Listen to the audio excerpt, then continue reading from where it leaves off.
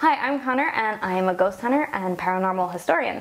And together we're going to be watching Supernatural, episode by episode with some bonus stuff. So grab your salt for some reason and load up the trunk of your 67 Impala and let's get started. Right off the bat, I love that Supernatural introduced you to the world of the paranormal. Literally the first thing that you see in the very first episode, the pilot episode, is the flickering light, is this electrical malfunction, which is absolutely number one most common thing that you see when it comes to a bigger haunting. It's a good way to know that things are going wrong, whether you see a flickering light or the batteries in your phone or your camera or whatever you have start draining unreasonably quickly. Unless it's an old phone, then that's a problem and you should get a new one. And you do see it several times throughout this first episode. I loved it. I was like, already on the hook. I'm not going to be talking about Mary Winchester's death. I have seen the series before, so I do know that it is something completely different. It'll come up differently later. Sorry if that ruined something. There are two great fantastic throwaway that Sam has when he's talking about his dad always going missing. He was missing at Amherst, he was missing at the Clifton's Devil's Gates, he just vanishes all the time. There are two different places that paranormal things happen.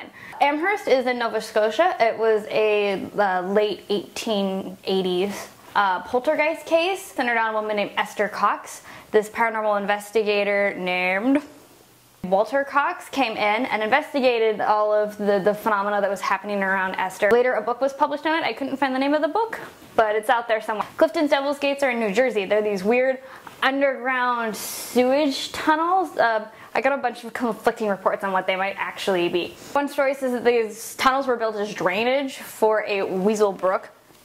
Should you not, that's what my note says. Supposedly guarded by an entity that's like a red-eyed, they call him Red-Eyed Mike. I'm like, oh my god, I get that joke.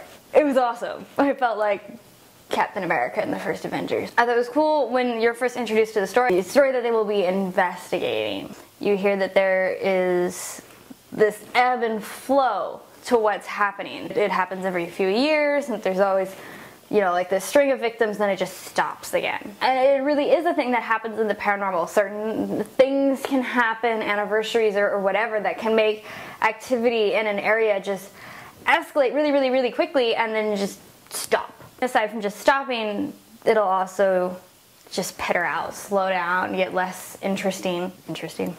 It'll get less active as it goes. The boys talk about getting EVPs on the voicemail that their father left them. It's electronic voice phenomena. It's something that happens anytime a voice is recorded. Sometimes you can hear another voice behind it. They run it through Goldwave, which is a little outdated audio software. The boys talk about phantom hitchhikers. Another awesome little phenomena. Chicago, where Scott is right now, they have one of the world's most famous hitchhiking ghosts named Resurrection Mary. She was a young girl who liked to dance. She was killed in a car accident.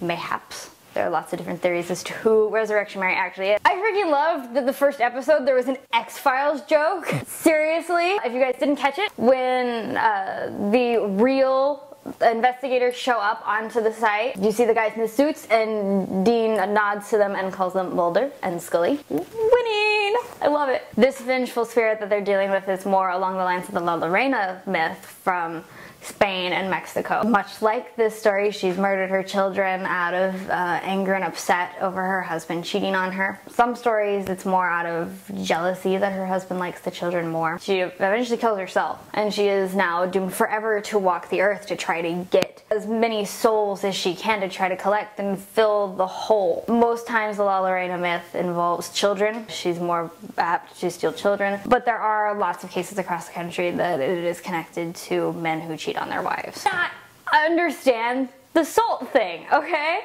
I have talked to plenty of psychics that are like, no, that's not going to protect you from a spirit. Like, I mean, it's cool. It has a really interesting history that I'll talk about in another episode when I've got a little bit more time. I'm trying to keep these pretty short. It's not going to work like the Winchesters use it. It's not going to keep out a spirit. It's not going to dispel a spirit.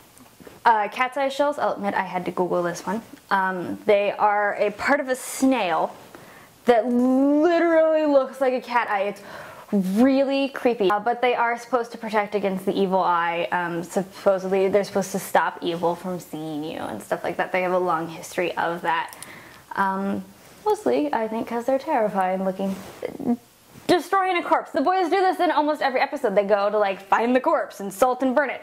It's not going to, I don't understand where they got that idea from. Sure, salting and burning sounds freaking cool, but it's not actually going to prevent a ghost. If anything, it would probably make it even angrier. I don't understand it. You'll probably hear me complaining about it a little bit more. I will try to limit it.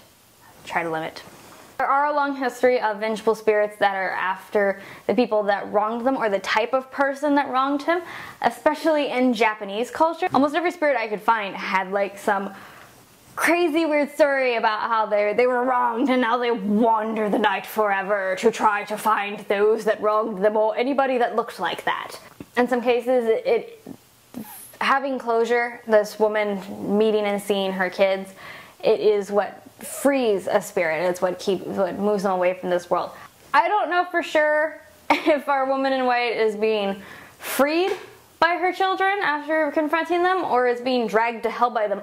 I don't know, but it is a thing that happens, and there are a lot of psychics and paranormal investigators that work in talking to ghosts and try to talk them through what happened to them so that when they finally come to the realization and come to grips with what happened to them and what they've done in their lives, that they're finally allowed to leave. The name that Dean gives to the police officer is Ted Nugent. He is a famous musician. I hope you liked my video. If you did, please be sure to subscribe to our channel, A Ghost Hunter Watches.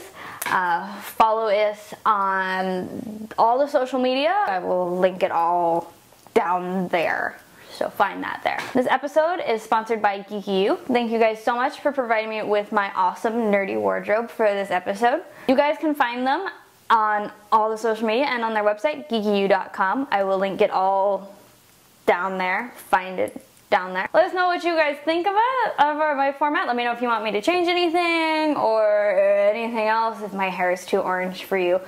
I don't know. Just let me know anything that you want, anything you want to add on story-wise, any questions you wanted answered in other supernatural episodes, or any other TV shows or movies that we should be watching that have awesome paranormal concepts to them. Thank you guys so much, and I'll see you next time. Peace out, bitches!